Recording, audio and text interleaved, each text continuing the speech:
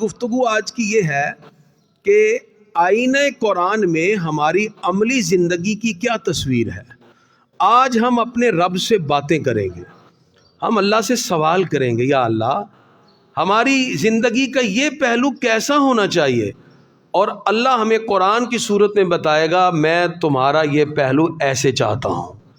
تو آج کی گفتگو میں ہم اپنے رب سے کلام کریں گے اور اپنی عملی زندگی کو رب سے پوچھیں گے کہ یا اللہ ہماری پریکٹسز میں، ہماری پریکٹیکل لائف میں ہماری زندگی کی خوبصورت پکچر کیسی ہونی چاہیے، اس پر ہماری آج گفتگو ہوگی۔ سب سے پہلے یہ بات ذہن میں رکھیے، ہمیشہ قومیں وہ کامیاب ہوتی ہیں جو اپنے نظریے اور اپنے عقیدے سے جڑ جائیں۔ اگر ہم یہ سمجھیں کہ بغیر کسی کی کوشش کے، بغیر کسی کے کرنے کے سب کچھ خود ہی ہو جائے گا، ایسا کبھی نہیں ہوتا۔ حضور صلی اللہ تعالی علیہ وسلم کو بھی مسجد نبوی بنانی پڑی، حضور صلی اللہ علیہ وسلم کو بھی معاشرے کی اقدار لوگوں کو بتانی پڑی، حضور صلی اللہ علیہ وسلم نے بھی معاشی طور پر لوگوں کو مضبوط کرنے کے لیے عملی تصویر لوگوں کے سامنے پیش کی۔ اس کا مطلب بدر سجانا پڑتا ہے، اللہ فرشتے بھی بھیج دیتا ہے۔ اس کا مطلب معاشرتی اور معاشی اقدار کو بحال کرنے کے لیے کوشش کرنا پڑتی ہے، اللہ تعالیٰ پھر برکتیں خود ہی پیدا فرماتا ہے۔ اللہ تعالیٰ نے قرآن مجید میں اس کا ذکر کیا۔ ہم اللہ سے سوال کرتے ہیں پروردگار یہ قوم خود بخود ٹھیک ہو جائے، سارے صبح اٹھیں سارے نیک ہو جائیں، رات کو سوئیں اور صبح اٹھیں سارا ہر طرف لوگ سچ بول رہے ہوں، جھوٹ ختم ہو جائے، سارا کچھ ٹھیک ہو جائے، خود ہی ہو جائے۔ تو جواب اللہ تعالیٰ فرماتا ہے ان اللہ لا یغیر ما بقوم، حقیقت یہ ہے اللہ کسی قوم کی حالت کو خود کبھی بھی نہیں بدلتا، حتی یغیروا ما بانفسہم، جب تک کہ وہ خود اپنے اوصاف کو تبدیل نہ کر لیں۔ بات سمجھ آ گئی جی؟ پہلا سوال کا جواب مل گیا۔ ہم نے رب سے کیا سوال کیا ہے؟ یا اللہ یہ قوم خود ہی ٹھیک ہو جائے، یا اللہ تو ہر چیز پہ قادر ہے، رات کو سوئے صبح اٹھے ساری قوم ٹھیک ہو جائے۔ اللہ فرماتا ہے یہ میرا نیچرل فینونما ہی نہیں ہے، اصول ہی نہیں ہے۔ یا اللہ پھر اصول کیا ہے؟ فرمایا حتی یغیروا ما بانفسہم، اللہ کبھی بھی اس قوم کی حالت کو ٹھیک نہیں کرتا جب تک کہ وہ اپنی قوم اپنی حالت کو خود ٹھیک نہ کرے۔ اسی لیے شاعر نے کہا تھا نا، خدا نے آج تک اس قوم کی حالت کو نہیں بدلا، نہ ہو جس کو خیال خود اپنی حالت کے بدلنے کا۔ اس کا مطلب سب سے پہلی چیز تو آپ ذہن میں رکھیں، ہم سب اگر کوشش کریں گے تو ہم اپنے معاشرے کو بہترین بنیادوں پہ کھڑا کر سکتے ہیں۔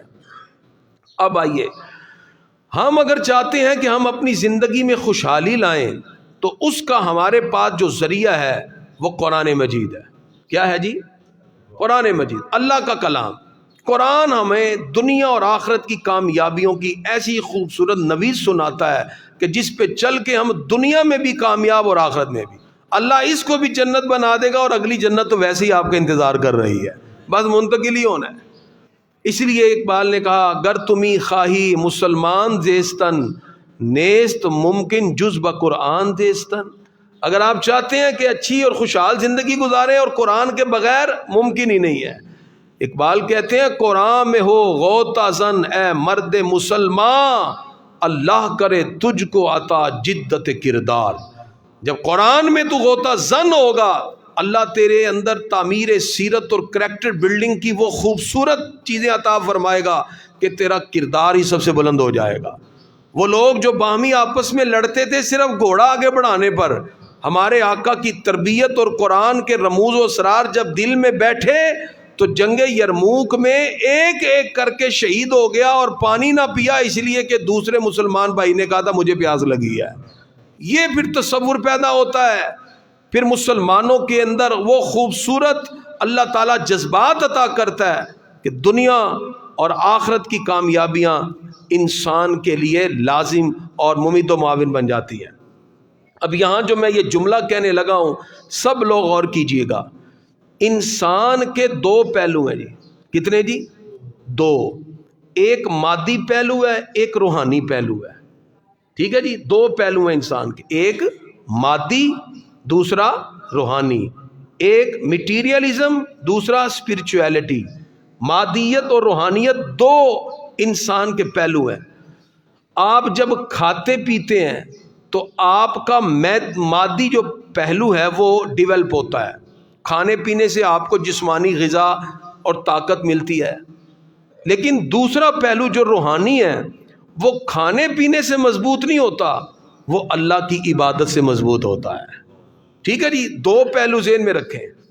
اب ایک شخص ہے وہ اپنی باڈی کا ٹیسٹ کرواتا ہے, میڈیکلی دیکھتا ہے, یہ اس کی باڈی کا مادی پہلو ہے, اور دوسرا اس کا روحانی ٹیسٹ ہے. وہ کسی لیبارٹری سے نہیں ہوتا, وہ انسان کے ایمان کی لذتوں کو پرکھنے کے لیے کسی اللہ والے کی بارگاہ میں حاضر ہو کر ہوتا ہے. وہ راہ سلوک پر چلنے سے ہوتا ہے, پھر اللہ تعالیٰ روحانیت میں اضافہ عطا فرما دیتا ہے. اللہ تعالیٰ نے سب سے پہلے حضرت آدم کی تخلیق فرمائی, اور اس کائنات میں رنگ بھرنے کے لیے آدم و حوا دونوں کو پیدا فرما دیا. محسن انسانیت حضرت محمد رسول اللہ صلی اللہ علیہ وسلم کے ذریعے اللہ نے انسانی معاشرے میں تہذیب تربیت کے لیے بہترین اصول ہمیں عطا فرما دیے, اور قرآن مجید انسان کی ہدایت کے لیے ایک مکمل ضابطہ حیات عطا فرما دیا. اب انسان جب اللہ کا قرآن پڑھتا ہے تو سب سے پہلے ہمیں کہا جاتا ہے اپنے عقائد بہتر کرو. عقیدہ ہوتا ہے آپ کے نظریے سے وابستہ, کیونکہ زبان سے ہم اقرار کرتے ہیں, دل سے مانتے ہیں. جب قلبی تصدیق میں اللہ کا اثر نمایاں ہو جاتا ہے تو پھر بندہ کبھی ڈاواں ڈول نہیں ہوتا. جب انسان کا یقین مضبوط ہو نا تو پھر انسان بڑے سے بڑے پہاڑ سے ٹکرانے کے لیے تیار ہو جاتا ہے. اس لیے سب سے پہلے تو اپنا اللہ کی ذات پر یقین مضبوط کیجیے. اقبال کہتے ہیں ہو جو ذوق یقین پیدا تو کٹ جاتی ہیں زنجیریں, غلامی میں ناکام آتی ہیں شمشیریں نہ تدبیریں. جتنے مرضی آپ بنائی جاؤ جی, ہم ایٹمی طاقت ہیں, میزائل ہیں, فلاں ہیں, کھیڑی جاؤ میزائل بنا کے اتنا کھڑونے ہی طرح میزائل بنایا ہوا جی ہم نے. وہ بھی میزائل چلانے والی طاقت کدھر سے لاؤ گے؟ میزائل چلانے کے لیے غیرت کدھر سے لاؤ گے؟ خالی میزائل بنا لینا تو کمال نہیں ہے, وہ تو کھڑونا آپ کا ایک. اقبال کہتے ہیں غلامی میں ناکام آتی ہیں شمشیریں نہ تدبیریں, جو ہو ذوق یقین پیدا تو کٹ جاتی ہیں زنجیریں. جب آپ کے اندر یقین پیدا ہوگا تو اللہ رب العزت پھر بڑی سے بڑی طاقت سے ٹکرانے کا حوصلہ بھی آپ کو عطا فرما دیتا ہے. تو قرآن ہمیں سب سے پہلے کہتا ہے اپنا یقین مضبوط کرو. عقیدہ, نظریہ, ہمیں اللہ کی ذات پر اتنا مضبوط یقین ہونا چاہیے کہ 313 بھی بدر میں کھڑے ہوں تو 1000 کو کچل کے رکھ دیں. ہمیں اللہ کی ذات پہ اتنا یقین ہونا چاہیے کہ موتا میں 3000 مسلمان کھڑے ہوں تو 2,00,000 رومیوں کو کچل کے رکھ دیں.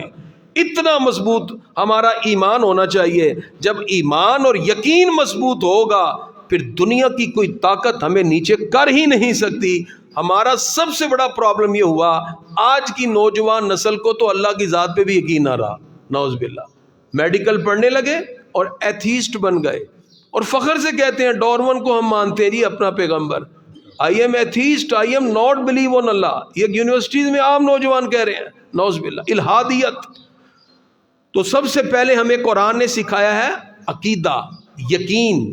جتنا مضبوط ہوگا اللہ آپ کو زندگی میں اتنی کامیابی عطا فرما دے گا. اس کے بعد دوسری چیز ہے ہمارا عملی پہلو. ہم قرآن مجید فرقان حمید میں اگر اپنا دنیا میں آنے کا مقصد پوچھیں تو اللہ تعالیٰ فرماتا ہے وما خلقت الجن والانس الا لیعبدون. فرمایا ہم نے جن و انس کو صرف اس لیے پیدا کیا کہ وہ عبادت کریں اور میری بندگی کا حق ادا کریں. ٹھیک ہے جی. ہم نے اللہ تعالیٰ سے سوال کیا ہمیں کیوں بنایا, تو جواب کیا ہے جی عبادت کے لیے. اللہ نے ہمیں دنیا میں کیوں بھیجا جی؟ عبادت کے لیے. ہم اللہ کی عبادت کریں, جب عبادت کریں تو ہم نے دنیا میں آنے کا مقصد پورا کر لیا. پھر خالق کائنات نے ہمیں اخلاقیات میں, معاشرت میں, معاملات میں, سیاست میں, حکومت میں, تعلیم میں, تعلم میں, ہر چیز میں خوبصورت اصول عطا فرما دیے. مثلا ہم زندگی گزاریں تو ہم نے کھانا بھی ہے, پینا بھی ہے, تو اللہ تعالیٰ فرماتا ہے کلو مما فی الارض حلالا طیبا، فرمایا تم مسلمان ہو، تم زمین میں حلال کھانا اور پاکیزہ کھانا۔ ایک بندہ کہتا کریمی صاحب میں جھوٹ بول کے اگر بیچ رہے ہیں تو میرے واسطے وہ چیز ہے تے حلال ہے، تو میں کہا پاک تے نہیں ہے، وہ تو ناپاک ہو گئی۔ اس کا مطلب ہمیں بیچتے ہوئے جھوٹ بولنا نہیں ہے، اس لیے فرمایا حلال بھی کھاؤ اور پاک بھی کھاؤ، دونوں چیزیں اسلام نے ہمیں بتا دی۔ پھر خالق کائنات نے معاشرے میں رہتے ہوئے ہمیں ایک اصول دیا، وہ کیا؟ فرمایا یا ایھا الذین آمنوا، اے ایمان والو، لا یسخر قوم من قوم، کوئی بھی مرد مرد کا مذاق نہ اڑائے، عسیٰ ان یکونوا خیرا منہم، ہو سکتا ہے وہ اس سے بہتر ہو جس کا مذاق اڑایا جا رہا ہے، ولا نساء من نساء، نہ عورتیں عورتوں کا مذاق اڑائیں، عسیٰ ان یکن خیرا منہن، ہو سکتا ہے وہ ان سے بہتر ہو۔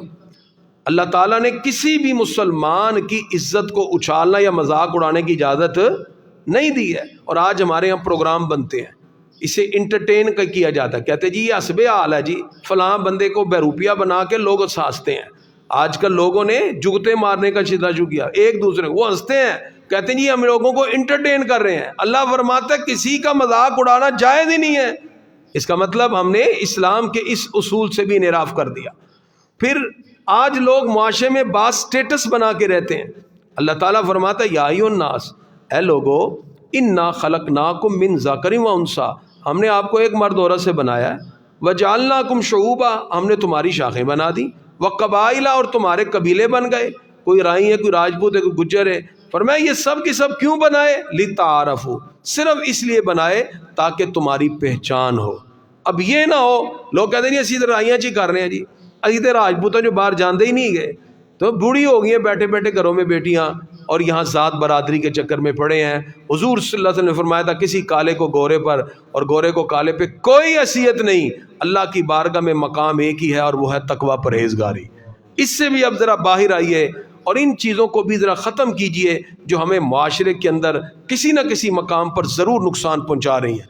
اور اس کے ساتھ ساتھ اسلام نے ہمیں ایک بڑا پیارا تصور دیا، اور وہ ہے اپنی نظر کی پاکیزگی۔ ہم نے اللہ تعالیٰ سے سوال کیا، یا اللہ معاشرے میں چلتے ہوئے آج بہت سے ایسے مقام ہیں کہ جہاں غیر محرم بھی ہیں، ہم کیا کریں؟ فرمایا قل للمؤمنین یغضوا من ابصارہم، پیارے محبوب مسلمان مردوں کو کہیے اپنی نظروں کو جھکا کے رکھیں، وَيَحْفَظُوا فُرُوجَهُمْ، اور اپنی شرمگاہوں کی حفاظت کریں۔ قرآن مجید نے ہمیں اصول دے دیا۔